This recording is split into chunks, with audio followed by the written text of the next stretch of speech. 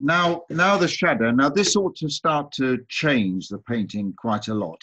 The shadows that we're thinking of primarily are the shadows that are cast here by um, the frieze thing, and we can see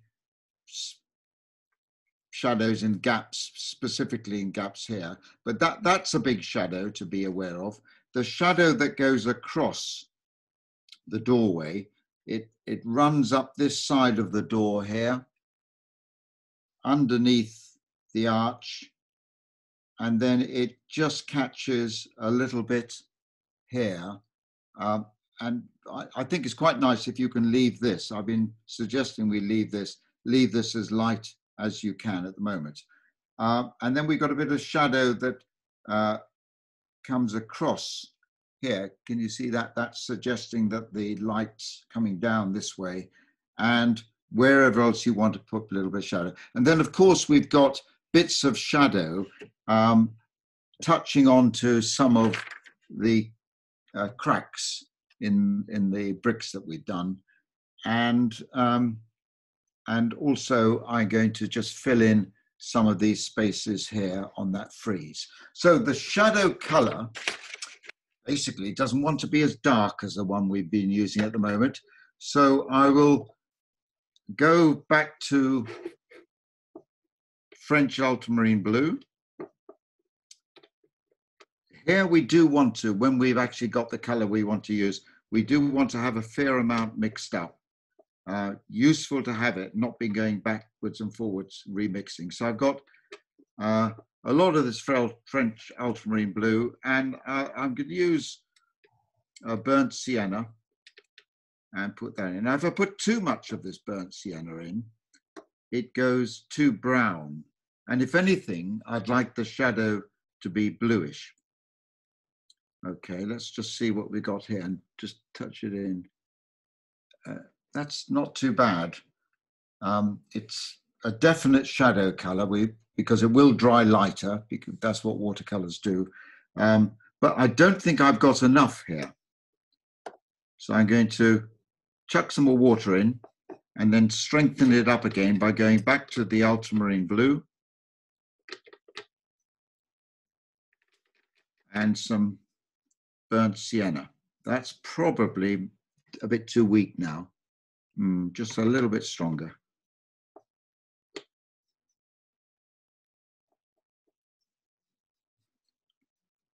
So I've got something like that. Okay. You can use a big floppy brush. If you've got a point that goes to it, that would be helpful. I'm probably going to jump between these two brushes when I'm doing it here, but let's just get a feel for what's happening with the door. I think because time is running out, I was thinking of just making my door a little bit more blue, but I don't spend time on that. We can always do that. Well, you can't so much do it later on, but it doesn't really matter. Let's just see. So I've got a big well of paint here, and I'm going to take my shadow up the side here, underneath the arch here, and then sort of diagonally across the doorway here. And I'd like to try and get some sort of an angle going this way. It can be roughly, it doesn't have to be a straight line. It could be all sorts of things, casting shadows. But let's just see. Check. I think that's going to work. So I'm using my big brush and I've got a point, and I'm going to take this down here. So work as quickly as you can down to here and take it across to there.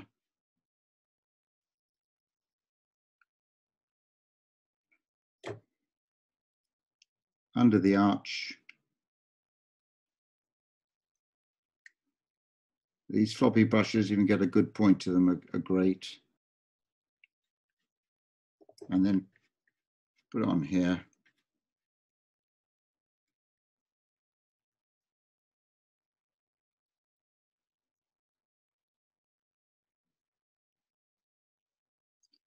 Right. That's the shadow thrown across the door. And that shadow I'm going to use in places like up here. I'm going to use in between. In fact, I will take it underneath this freezy thing and just have it doing that. And I'll also paint in between these light bits. Let's just see if we can do that whilst it's there. Once it's all wet, it will all work itself into what you've already put there.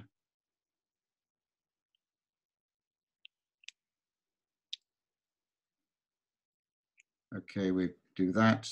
And then I'll start putting it in one or two other little places here that I think might be useful. We'll put some under here.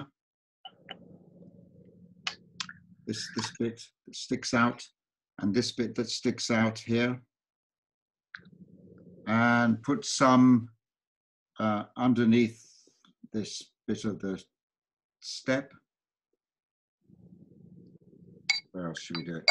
And then just go around touching up little bits where you want extra shadow by the accents that you put in earlier. You don't have to do every single one, but just pop it in, especially with the accent at the top.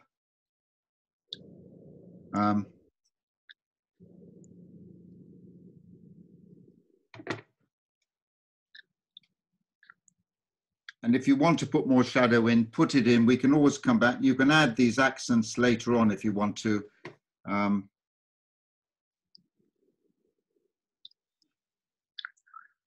There we go. So can you see what I'm doing here? I've created that shadow color, which was ultramarine blue and burnt sienna. You could use any sort of darkish blue, and you could use a red if you wanted to. It would become more purple that way, but that would be fine. Mix up a good quantity of it and have it not as dark as the accents you put in, but have it significantly darker than everything else that you've done. And then paint the doorway, paint the bits of the frieze that you've got there. Paint little bits here if you want to. We'll come to this area here, the foreground, in a moment. And we'll also deal with that step later on. And also, whilst maybe when it's dried, just put in little bits underneath here to suggest, but wait till the doorway's dried before you do that. It's just showing you what to do. Okay, right. Given that the time is moving on, would you like to progress with that?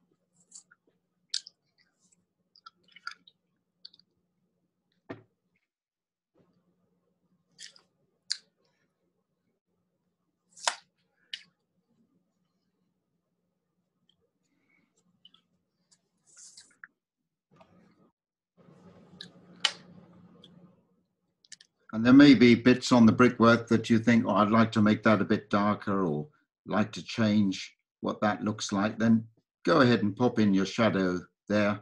That's fine. And later on, if you want to, you can come back with accents and just make them a little stronger if you wanted to.